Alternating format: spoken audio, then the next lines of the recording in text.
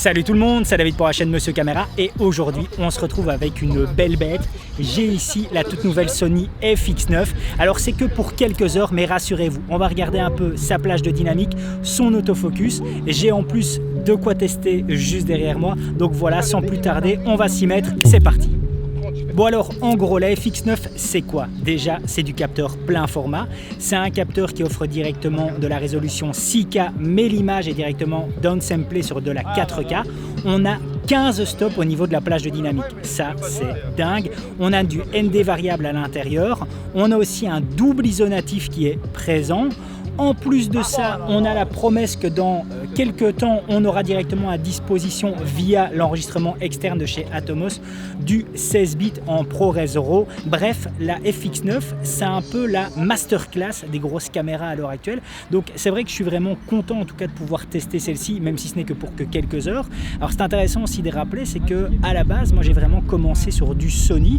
J'ai fait en fait mes premières réalisations, je les ai fait avec le Sony A7S II, c'était plus ou moins mon premier boîtier professionnel. Donc voilà, ça me fait en tout cas plaisir de reprendre ici un peu la main ici sur la FX9.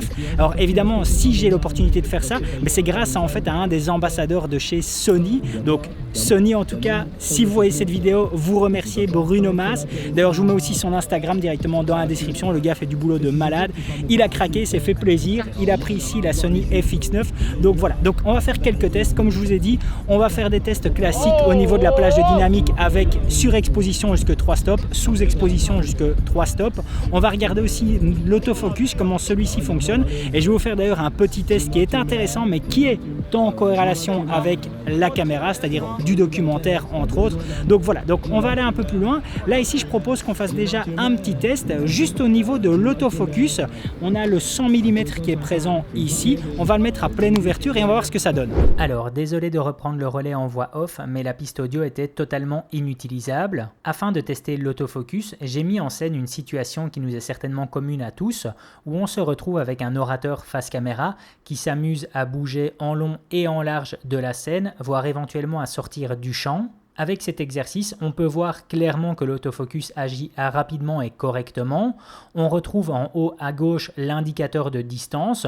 On voit aussi que celui-ci réagit à une vitesse qui est adéquate. On ne retrouve pas avec un système de pompage. Lorsque je sors du champ et que je reviens dans celui-ci, on a de nouveau une reprise immédiate. Celui-ci était réglé en priorité visage et on voit clairement qu'il agit avec une efficacité sans quasiment aucune faille. Bref, on voit que l'autofocus était clairement une priorité sur cette caméra Sony FX9. Bon, les tests au niveau de l'AF, du peu que j'ai vu en tout cas en regardant l'enregistrement sur l'Atomos, je suis assez bluffé. Désolé en tout cas s'il y a un enregistrement audio en mono. Il y a quelques settings en tout cas que j'ai pas trouvé, donc désolé en tout cas pour ça si l'enregistrement est en mono sur l'audio des fichiers en tout cas de l'Atomos. Maintenant, ce qu'on va regarder, on va tester un peu la plage de dynamique. Je vais demander en tout cas à Bruno qu'on fasse une exposition correcte au niveau de mon visage et on va regarder après avec une surexposition de 1, 2 et 3 stops et une sous-exposition après de 1, 2 et 3 stops et on va regarder un peu le résultat qu'on obtient. C'est intéressant et on va aussi tester, j'avais oublié, on va aussi tester le rolling shutter de la caméra. On va voir ce que ça donne. Faut pas oublier quand même que Sony a une des références sur le marché avec le Sony A9 qui est un des boîtiers en tout cas les plus performants au niveau du rolling shutter. Donc on va voir en tout cas s'il y a une transition qui est effectuée, en tout cas un passage de savoir sur la Sony FX9, même si à la base la caméra n'est pas vraiment prévue pour ça non plus. Mais voilà, c'est intéressant en tout cas de voir aussi ce que ça peut donner.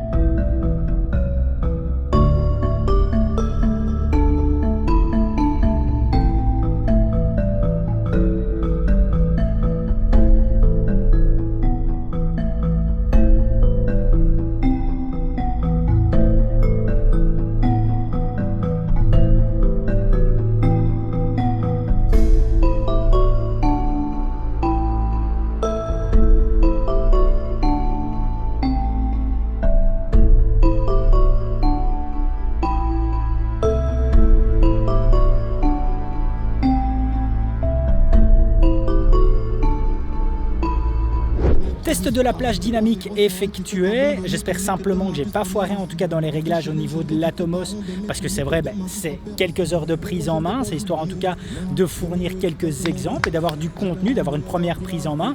Maintenant ce qu'on va faire, on va regarder un petit peu au niveau du rolling shutter ce que ça dit. On va voir un petit peu ce qu'il envoie. J'ai mis ici le 100 mm, autant pas tricher, ça sert à rien de partir sur une focale large. J'ai mis le 100 mm, on va regarder ce que ça donne.